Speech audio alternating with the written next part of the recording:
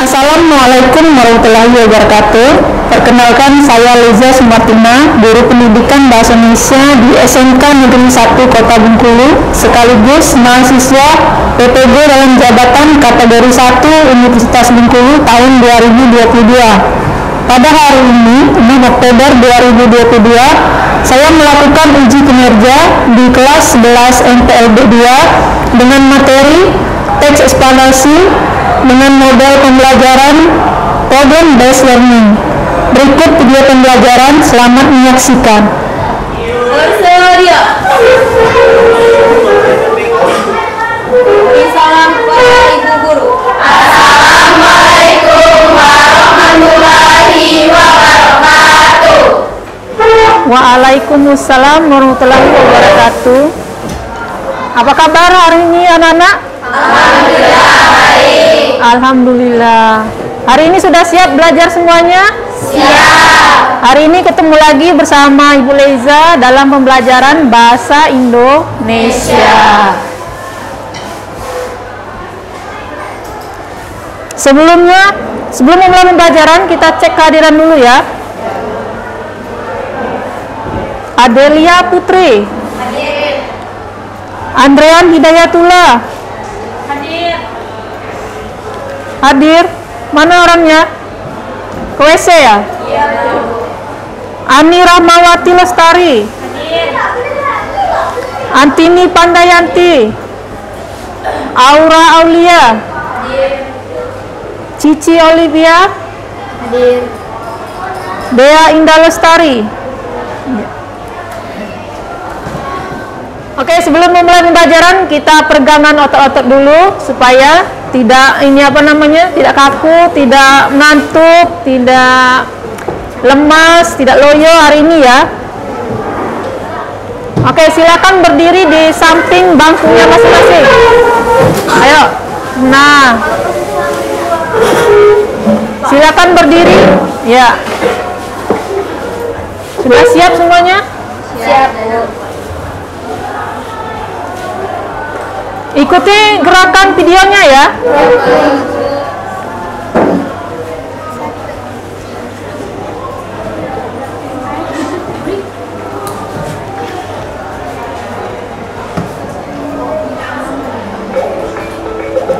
Udah pernah lihat sebelumnya?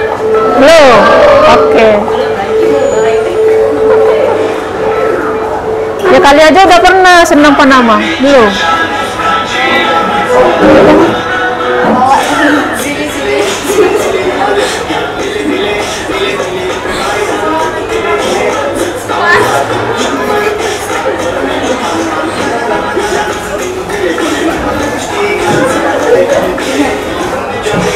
Wahid goyang.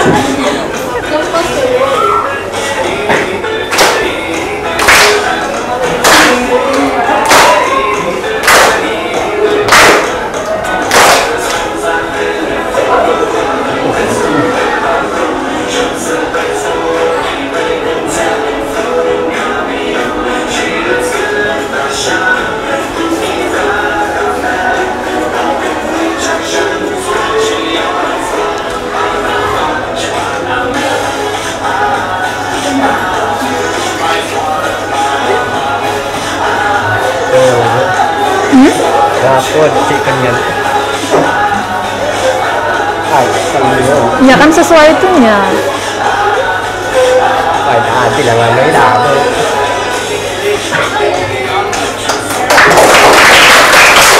Ya. Silakan duduk kembali.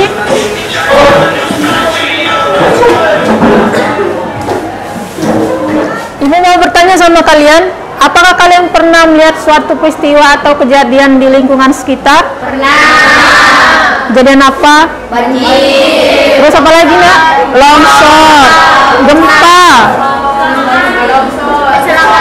kecelakaan, apa lagi? Kebakaran. Nah itu semua peristiwa alam. Kalian kejadian misalnya kayak kemarin yang di stadion apa itu namanya? Ya sepak bola, itu juga kejadian itu ya nak. Kemudian unjuk rasa kenaikan BBM, itu juga kejadian atau peristiwa.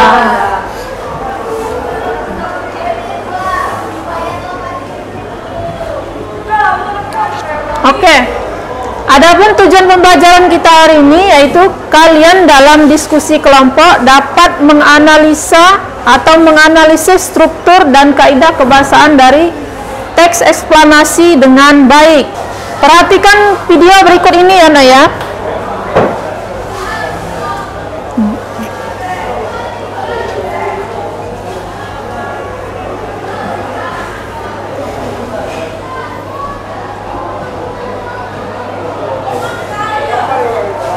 Ayo, perhatikan videonya di depan.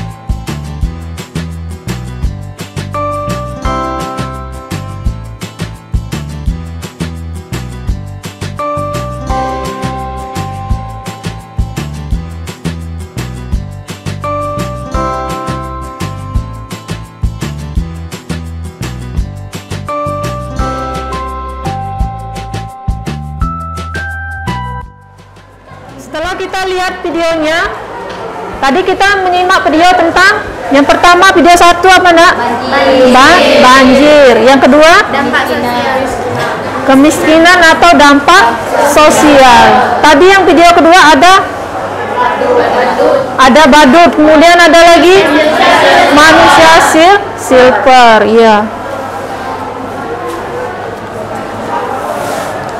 Adakah yang bertanya tentang video kita tadi? Siapa yang mau bertanya? Ya, silakan. Yang berdiri. Sebutkan nama, Nak. Assalamualaikum warahmatullahi wabarakatuh. Waalaikumsalam warahmatullahi wabarakatuh. Perkenalkan, nama saya Gita Yulisti. Iya, Gita. Saya akan memberikan setelah melihat video tayangan video tadi, video tersebut menginformasikan suatu kejadian. Sehingga kejadian yang seperti apa itu, Bu? Iya, tadi temanmu bertanya, namanya Gita. Gita bertanya tentang, silakan duduk dulu, Gita. Yes. Gita bertanya kejadian apa yang terjadi. Kalau video 1 tadi kejadian apa, Nak? Banjir berarti bencana alam. Yang kedua tadi apa?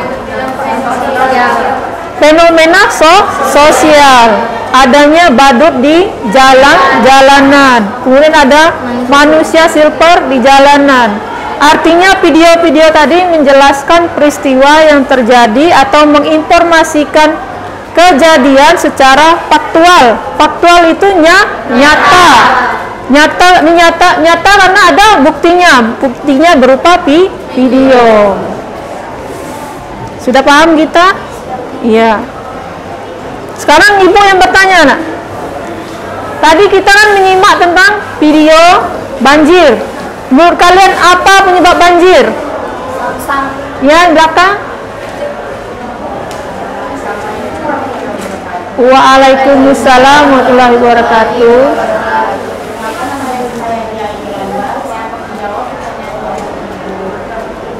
Ya, baiklah dia. Rumah di pinggir sungai itu. Iya, benar. Terus? Tempat tumbuhnya pohon jadi berkurang. Iya. Yang lainnya? Yang lainnya ada yang lain? Ya, silakan. Waalaikumsalam warahmatullahi wabarakatuh. Ya.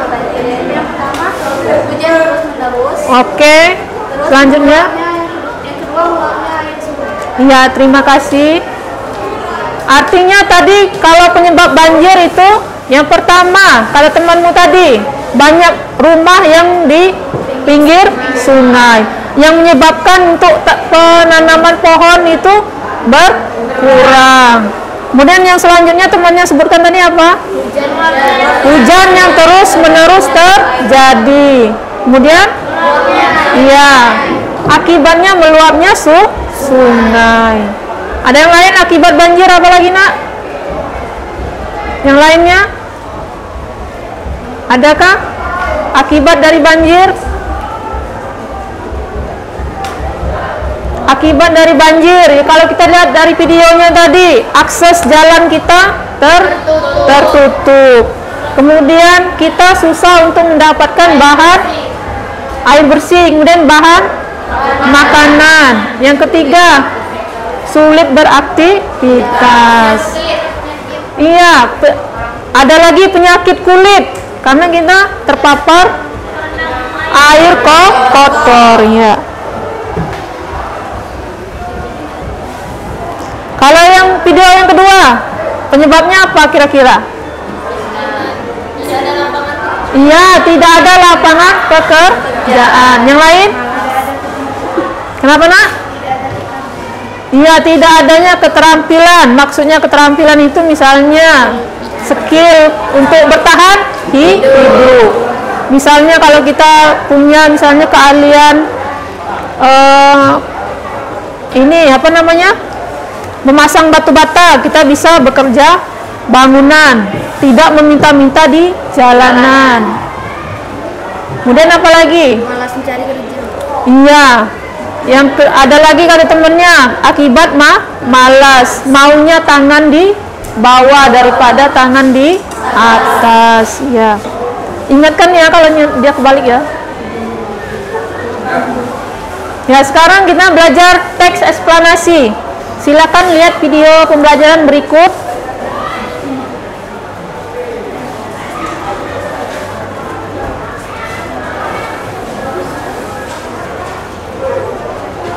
Silakan simak video pembelajaran berikut ya. Nanti boleh bertanya atau boleh berkomentar.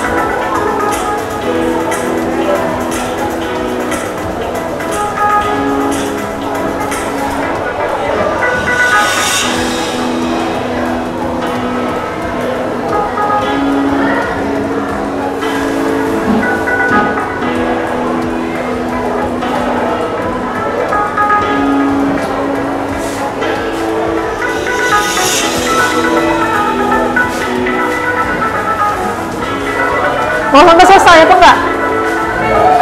Mau sampai selesai? Udah.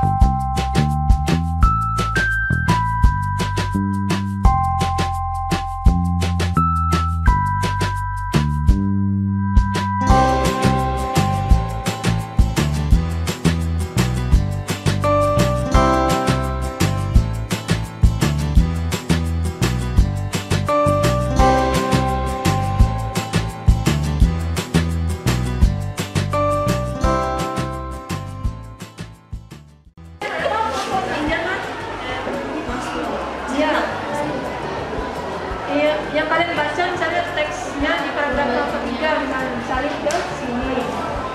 Ya, itu seterusnya. Semuanya. Oh, ya.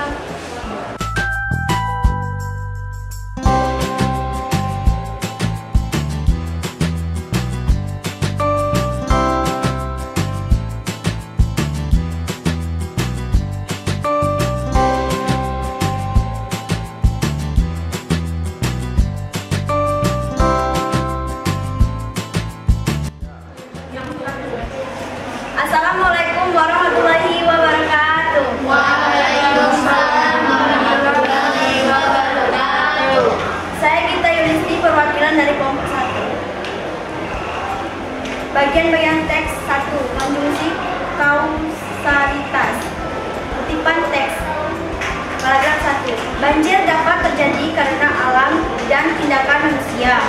Penyebab banjir karena tindakan manusia adalah perubahan tata guna lahan, pembuangan sampah, kawasan padat penduduk di sepanjang sungai, dan kerusakan bangunan mengendali banjir. Kerusakan terbesar terjadi saat banjir tersebut terjadi di permukiman penduduk sehingga menyeret dan merusak apa saja yang dilaluinya. Oleh sebab itu, kita harus selalu waspada dan menyiapkan diri menghadapi bencana ini. Ya, terima kasih. Terima kasih. Wassalamualaikum warahmatullahi wabarakatuh. Bagian teks konjungsi kausalitas. Kutipan teks. Menanggapi fenomena tersebut, seorang kepala desa menyatakan bahwa sebab demonstrasi dan anarkisme tidak lain adalah faktor lambatnya masyarakat. Oleh sebab itu, dalam kaitannya dengan kebutuhan manusia, Abraham Maslow membaginya ke dalam beberapa tingkatan. Yang kedua, konjungsi temporal. Akhir-akhir ini demonstrasi kerap terjadi hampir setiap waktu dan terjadi di berbagai tempat. Pada akhirnya dapat dikatakan bahwa demonstrasi terjadi karena adanya kesadaran kritis sebagai sebuah respon terhadap satu masalah yang kritis. Mereka kemudian melakukan protes dan menyampaikan sejumlah tuntutan. Yang ketiga, istilah teknis, demonstrasi massa dan reformasi. Yang keempat, ada pemula. Mereka berpendirian bahwa demonstrasi yang biasanya mereka lakukan adalah murni untuk memperjuangkan kebenaran dan melawan kekebalan yang terjadi di hadapan mereka. Kebutuhan yang paling dasar adalah makan dan minum. Sementara itu, yang paling puncak adalah kebutuhan akan aktualisasi diri. Dalam hal ini adalah mahasiswa dan golongan intelektual. Yang kelima, keterangan waktu. Demonstrasi pada masa awal reformasi di negeri ini pada tahun 1997 sampai 1999. Kata ganti benda, para mahasiswa tidak terima dan tidak merasa memiliki motif serendah itu. Demonstrasi massa tidak selalu disebabkan oleh urusan perut. Bahkan banyak peristiwa yang sama sekali tidak disadari oleh motif itu. Namun demikian, pada umumnya demonstrasi massa justru lebih disadari oleh kebutuhan tingkat akhir itu. Dalam hal ini adalah mahasiswa dan golongan intelektual. Yang ketujuh, verbal pasif. Mereka berpendirian bahwa demonstrasi yang biasanya mereka lakukan adalah murni untuk memperjuangkan kebenaran dan melawan kekerasan yang terjadi di hadapan mereka. Demonstrasi massa tidak selalu disebabkan oleh urusan perut. Bahkan banyak peristiwa yang sama sekali tidak disadari oleh motif itu. Namun demikian, pada umumnya demonstrasi massa justru lebih disadari oleh kebutuhan tingkat akhir itu, karena merasa dibiarkan hak-haknya diingkari, bahkan dinistakan. Kemudian mereka berusaha untuk menunjukkan jati dirinya dengan cara berdemonstrasi. Bukan dilakukan oleh masyarakat miskin ataupun orang-orang lapar, akan tetapi merupakan gerakan yang dilakukan oleh masyarakat dari kalangan menengah ke atas. Akan tetapi, fenomena tersebut lebih disebabkan oleh kemampuan berpikir kritis dari warga masyarakat. Sekian, wassalamualaikum warahmatullahi wabarakatuh. Mau berikan komentarnya? Ya, silakan. Perkenalkan, saya Natasha Istiqomah dari kelompok 3 ingin memberikan sedikit komentar. Untuk istilah teknis,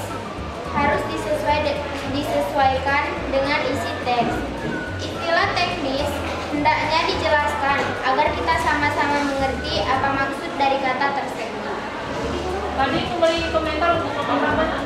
Untuk Kelompok 2 ya. Yang mana? Assalamualaikum warahmatullahi wabarakatuh. Waalaikumsalam warahmatullahi wabarakatuh. Kenalkan, nama saya Mutiara Maniputri. Saya terwakil dari kelompok 4. Di sini saya akan memberikan komentar pada kelompok 2. Kata kerja atau verba pasif terdiri dari kata yang berawalan di dan ber. Kalau yang kelompok kalian sebutkan tadi bukan kata kerja pasif, melainkan kata yang mendapat kata depan seperti di tengah dan di hadapan. Sekian, terima kasih. Wassalamualaikum warahmatullahi wabarakatuh. Waalaikumsalam warahmatullahi wabarakatuh. Adapun kesimpulan diskusi kita hari ini yaitu kaidah bahasaan terdiri dari konjungsi kausalitas, konjungsi temporal, istilah teknis, kopula, keterangan waktu, kata ganti benda. Sekian, terima kasih. Itulah tadi hasil dari presentasi.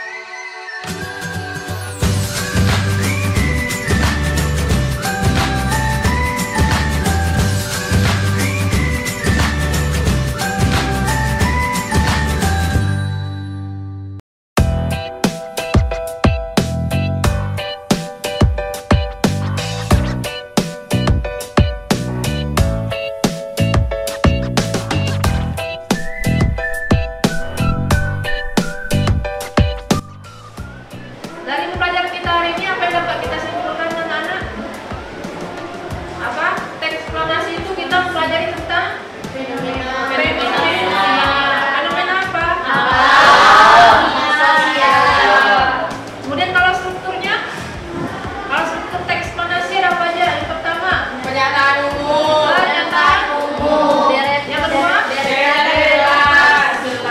Yang ketiga, terakhir, Interpretasi. Ya, untuk pelajaran kita selanjutnya minggu depan kita akan pelajari tentang menulis teks eksplanasi. Jadi kalian ibu tugaskan untuk mencari contoh-contoh teks eksplanasi, bisa di mana aja, di koran, di internet, bisa di majalah misalnya. Ya. Baiklah.